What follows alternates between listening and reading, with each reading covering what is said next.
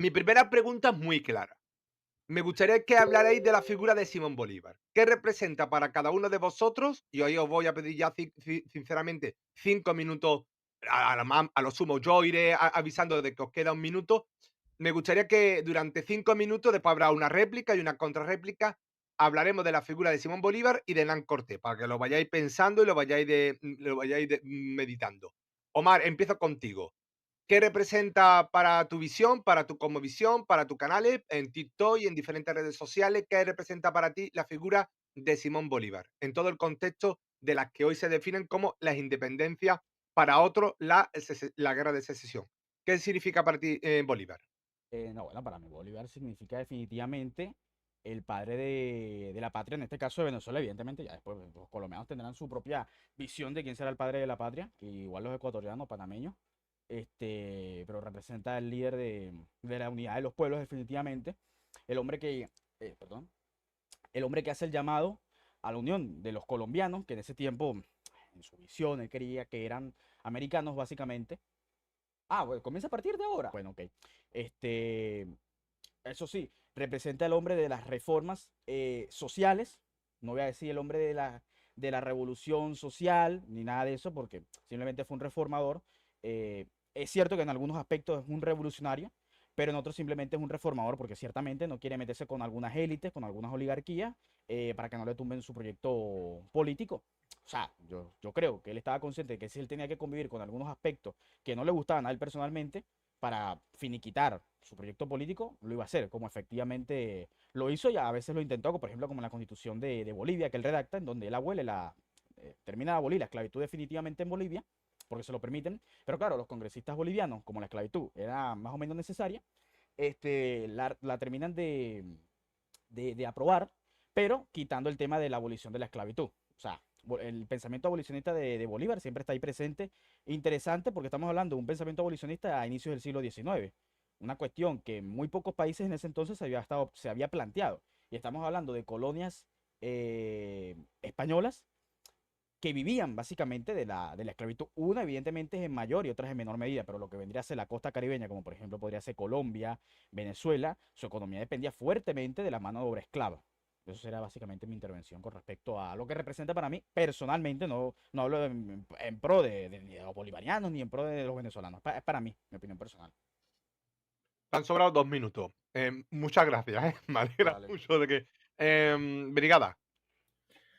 Bueno, pues para mí Bolívar representa pues todo lo peor de lo peor de las independencias hispanoamericanas, porque de todos los libertadores, los más llamados libertadores, pues fue el peor de todos. Decretó un genocidio contra los españoles, aniquiló a los pastusos en plena Navidad, demostrando que no tiene absolutamente ningún tipo de límite moral. Porque, mira, ya que hablaba tanto Omar de que el franquismo, de que hay que ver que yo me junto con Alberto porque es franquista y no sé qué, cosa que no es verdad, porque Alberto no es franquista, ya lo explicará él. Pero eso es otro tema. La cuestión es que Franco, por ejemplo, cuando Hitler bombardea Guernica, Franco lo quiere tapar, porque le pareció horrible. Sin embargo, cuando vemos a Bolívar de los pastusos diciendo que es que los estragos de los pastusos se lo merecían. Se lo merecían, o sea, en plena Navidad, violando monjas, matando bebés, se lo merecían. Son estragos, lo dijo así Bolívar, los estragos, aunque merecidos. Lo dijo así literalmente en su carta, si no recuerdo mal. Entonces, en fin, que vayan diciendo que el franquismo y que el fascismo es muy malo, cuando verdaderamente lo más parecido a un dictador fascista, incluso peor, yo diría que Franco y que Mussolini, pues fue Bolívar, que fue además un dictador, que tanto que dicen que Monteverde se saltaba la Constitución de Cádiz, bueno, el que más violó la Constitución republicana fue Bolívar, empezando por el decreto de guerra-muerte, que violaba la Constitución republicana, obviamente. Entonces, pues obviamente representa lo peor de lo peor. Era un anglófilo, un sumiso anglófilo, no tenía ningún problema en vender su patria a Inglaterra si era necesario. Cuando digo vender su patria me refiero a ofrecer territorios, a endeudarse hasta los ojos y no precisamente para no devolver esas deudas. Entonces, es un señor que básicamente lo único que perseguía era el poder, un fanático, un traumatizado también, porque tuvo una infancia muy dura. O sea, Simón Bolívar ciertamente, pues también terminaría un poco de la cabeza seguramente por la infancia tan dura que tuvo. Y obviamente, pues este es un señor que se le valora tanto porque, bueno, pues llegó ¿cómo se llamaba? Páez, que Páez odiaba a Bolívar, pero claro, en algún momento, pues Páez no tiene ningún mito fundacional en el cual basar su nación, no tiene unos mexicas, no tiene unos incas, no tiene nada de nada, y decide resucitar la figura de Bolívar, y el Bolívar que había odiado ahora va a ser súper bueno, va a ser nuestro héroe, va a ser el padre de la patria, y así ha continuado ese mito hasta nuestros días, pero verdaderamente lo de Bolívar es un mito que se ha construido por una necesidad de crear un relato nacionalista, y nada más. Pero Bolívar fue todo lo contrario a un buen gobernante, todo lo contrario a una persona que, digamos, porque en todas las guerras se hacen barbaridades, pero es que Bolívar se pasaba, o sea, Bolívar, o sea, lo comparas con cualquier conquistador y no hay color. Si queréis, luego en otra intervención comparamos a Bolívar con los conquistadores y vamos a ver que va a quedar muy mal, ¿no? Pues por lo menos Mira, con los Brigada, conquistadores si te parece bien, más, como más andamos un famosos. poquito apurado de tiempo, lo que vamos a hacer es que ahora os voy a dejar 5 minutos para que lo converséis entre los dos, ¿vale? Entonces ahora, y ya pasamos a otra figura histórica, más que nada por la brevedad del tiempo. O sea que si ahora queréis, ya podéis entrar un poco, voy a ir poniendo mientras que vais hablando vosotros lo que os va opinando la gente del chat, pero ahora ya sí os permito 5 minutos para que digáis realmente si la figura de Simón Bolívar está realmente acorde al momento histórico, si fue una persona que efectivamente libertó a América, o como dices tú, pues realmente supuso uno de los episodios más negros en la historia del continente americano. O sea que os dejo ahora que debatáis entre los dos. Pues bueno, respondiendo a la calumnia esta de siempre a la que acuden los defensores de las monarquías absolutistas endogámicas, ¿no? Dictador, sí, efectivamente, Bolívar fue dictador en 3, 4 ocasiones, pero no piensen ustedes que era un Allende o que era un Francisco Franco que vivía persiguiendo zurdos, ¿no? Y matando gente de otra tendencia política. Y claro que mató realistas antes de que vengas a decir ay, no, pero mataba realistas, sí. Así como los realistas mataban patriotas, o sea, normal, es una guerra. Pero sí, él fue dictador. Pero así como fue dictador, entregó el poder las 3, 4 veces que le tocó. Incluso en el propio Congreso, si lo queremos ver de la manera más democrática, republicana posible, él en el Congreso de Angostura entrega el poder y el Congreso se lo vuelve a dar a Bolívar. Entonces, el poder de Bolívar siempre estuvo basado en algo, no simplemente, no, yo soy el caudillo aquí. No, si era así, otro lo hubiese tumbado. Si hubiese sido así, Bolívar hubiese sido el presidente, el caudillo más anticonstitucionalista que de los que tuvimos en la historia de Venezuela durante todo el siglo XX, que se basaba solamente en las armas. Entonces, Bolívar fue dictador, sí, pero no crean ustedes que era un Allende o un Francisco Franco. Era un dictador al estilo romano. Así como tomó la dictadura, también o sea, así como le dieron el poder de dictador, lo entregó en varias ocasiones. Lo de genocida, bueno, a mí lo de genocida definitivamente que me parece un disparate, porque ya lo decía Javier Escala, o sea, decir que Bolívar fue un genocida, definitivamente que demuestra que algunas personas están muy poco estudiadas en cuanto a historia. Y demuestra que definitivamente se necesita un poco de instrucción académica para decir, no, ¿qué fue un genocida?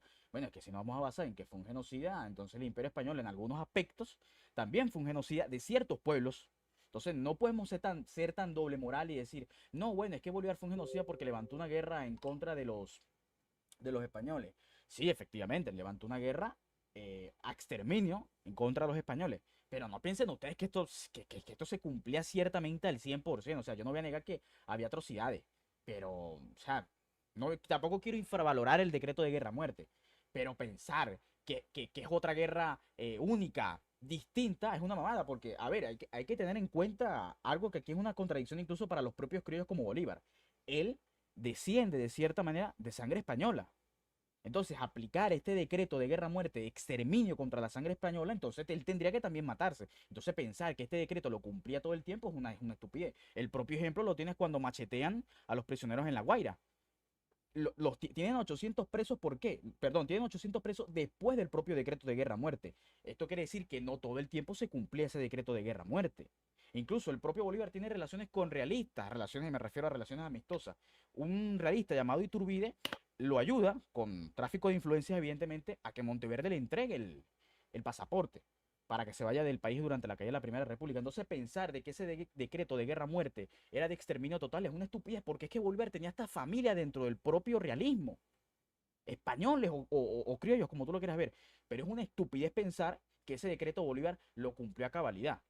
Y de hecho, ya en los años posteriores de la guerra, ese decreto se va como que dejando hacia un lado. Y él propio y el propio Bolívar lo dice. Y bueno, las intenciones claras las demuestran en el Tratado de Armisticio con el propio Morillo y su insistencia en regular la guerra de exterminio, que él la catalogaba además de una guerra civil entre hermanos. El exterminio de los pastusos, ¿no? Este, a ver, yo evidentemente, que lo de Pasto fue una masacre, yo no lo voy a negar. Pero querer achacarle, por cierto, también la masacre de Pasto solamente a Bolívar es un disparate, porque eso lo hizo fue realmente Sucre. O sea, es que los antibolivarianos no son ni buenos ni siquiera para decir que Bolívar era malo, porque eso lo hizo fue Sucre. La masacre de Pasto lo hizo Sucre. Y no fue que Sucre le envió un mensaje de WhatsApp a Bolívar, mira, mato a estos indios. No, Sucre tomó la decisión ahí en vivo y en directo.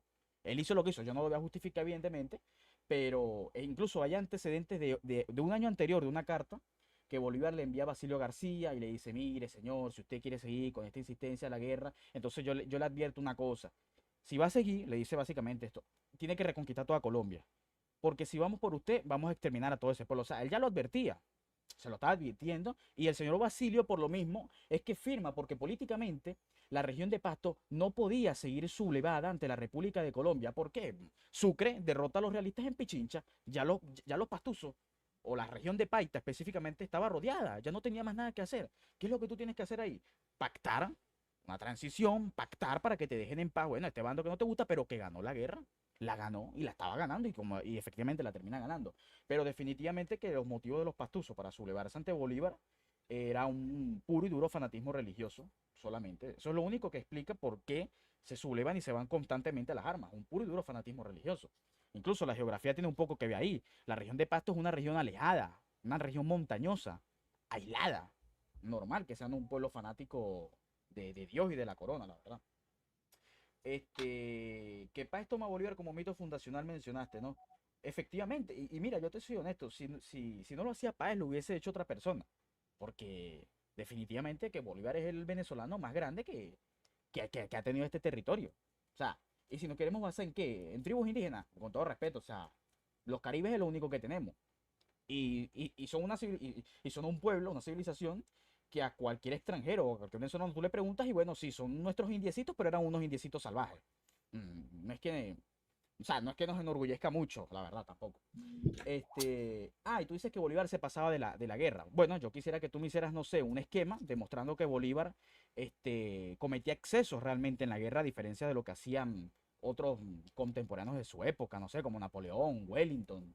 O sea, ¿qué hacía Bolívar que no hacía Wellington o Napoleón? Mata gente, fusila gente, masacra pueblos. ¿Qué hacía Bolívar que no hacían sus propios antepasados conquistadores? Mata indios. Bueno, definitivamente que lo llevaban en la sangre entonces, brigada. Vale, voy yo, ¿no? Bueno, Bolívar efectivamente no era como Allende ni como Franco, era peor. Y si Bolívar tuvo que entregar el poder era porque lo querían matar. Porque Bolívar es que lo odiaba a todo el mundo. Lo querían matar. Entonces, en ese extremo, pues obviamente que sí que, vamos, te ponen entre la espada de pared, entre la espada y la pared y entregas el poder y luego eludes, para que te lo vuelvan a dar otra vez, pues empiezas otra vez a maniobrar. Pero básicamente Bolívar lo que quería era eternizarse en el poder. Lo que pasa es que él no tenía siempre la capacidad de hacerlo. Pero Bolívar lo que perseguía era el poder por el poder. Es que ese señor le daba igual, no tenía ningún tipo de escrúpulo, ¿no? Luego, lo del decreto de guerra-muerte. El decreto de guerra-muerte es un genocidio sobre el papel, cosa que no hizo ni un solo conquistador y ni un solo rey en 3 siglos de imperio español. No existe ningún decreto de guerra-muerte contra un pueblo concreto para cargártelo. Que una cosa es que se cometan abusos, y abusos los hay en todas partes, y Bolívar los hacía y los conquistadores los hacían, y otra cosa es que tú escribas sobre el papel, es decir, y no sobre tus memorias precisamente, sino que hagas ley, que hagas un decreto para exterminar a un determinado grupo poblacional. Eso entra dentro de la definición de genocidio, y eso no lo hizo ni un solo conquistador y ni un solo rey español. Ahí es donde está la diferencia. Entonces, para que veas el desprecio, ¿no?, que tenían, incluso fíjate, Pizarro, por ejemplo, decía que los indios sean bien tratados no consintiendo que les sea hecho agravio ni vejación alguna. E hizo ordenanzas para que a los indios no se les robara oro, no se abusara de ellos, se castigaran pues el abuso hacia los indios y demás. Luego le salió mejor, le salió peor, pero ves que Pizarro dentro de las barbaridades que cometió, tiene un orden y tiene un mínimo de moral. Es que a Bolívar le importaba todo una mierda. Si me los tengo que cargar en plena Navidad, me los cargo en plena Navidad, no pasa nada. Porque Sucre no estaba ahí por inspiración divina. Sucre estaba ahí porque le mandó Bolívar y obedecía las órdenes de Bolívar de tomar pasto. Y le daba igual si era en Navidad y le daba igual todo lo que hicieran. Y luego dijo que se lo merecían. Ningún rey jamás ha dicho que tales indios se merecían tal masacre. Todo lo contrario. Intentaban poner remedio, condenaban aquellas acciones, le intentaban quitar el poder a los conquistadores, intentaban prohibir las encomiendas y todo lo que hiciera falta. Bolívar no. Bolívar, aquí la gente se pone a matar y a Bolívar le da igual, sin juicio. Venga, todo el mundo aquí, a morir. Y es así se las gastaba Bolívar. No, es que no consiguió matar a todos los españoles. Bueno, Hitler tampoco consiguió matar a todos los judíos. ¿Y qué? Pero sigue siendo un genocidio, aunque no consigas matarlos a todos. Lo que pasa es que, bueno, obviamente, pues españoles en Venezuela y en Colombia casi no había. Entonces, pues había los que había. Entonces, bueno, pues sí, estamos hablando de una población mucho menor, pero la intención de ir contra un grupo concreto, eso entra dentro de la definición de genocidio y eso no lo ha hecho ningún conquistador y sobre todo no lo ha hecho ningún rey de España. Abusos, atropellos, es que tú idolatres a Bolívar es como si yo idolatro a Nuño de Guzmán, este señor que se pasó matando indios a lo largo y ancho de México, que además fue condenado luego. Entonces, es como si para mí ese tipo fuera un libertador, no, ese tipo era un psicópata, igual que él era Bolívar. Y me da igual, y no me tiembla el pulso a decir que tal conquistador o tal otro era un psicópata. Pero es que yo veo que, por ejemplo, pues conquistadores como Cortés o Pizarro tenían un límite. Cortés tenía esclavos indígenas, pero Cortés decía, los esclavos indígenas hay que esclavizarlos si son prisioneros de guerra, si es de forma legal, conforme a la época. Y Hernán Cortés se quejaba de que se estaban esclavizando indios que no eran prisioneros de guerra ni había ninguna razón legal para ello.